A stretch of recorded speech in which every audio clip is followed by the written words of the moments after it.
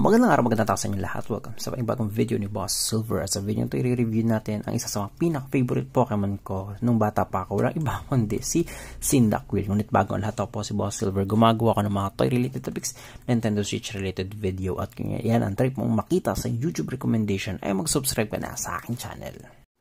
So ngayon i-open natin siya, mabilis na mabilis lang. By the way, this is from Toys R Us, 329 lang siya, no? So let's try and makita natin yung closer look sa favorite childhood Pokemon ko. Boy, tingnan mo naman, boy. Pinaghalo yung kakyutan at kastigan. Walang iba kung hindi si Cyndaquil himself. Look at that, boy. Tingnan mo naman yung napakagandang nostalgic design nito. Talaga napakalupit, napakaganda. Kung nalaro mo to sa Pokemon Game Boy o kaya sa Pokemon Colors, talaga namang ito talaga yung talagang kababaliwan mo. Grabe, tinan mo, nung bata pa ako, talagang favorite Pokemon ko talaga. Sumunod syempre kay Squirtle. Tingnan mo naman yung design ng apoy niya.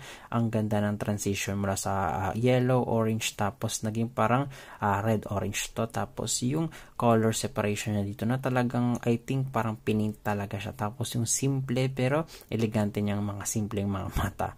Mapupunta natin dito na parang napaka-cute niya talaga. Grabe, solid. So, andito yung serial number niya, nandito sa may bandang taas.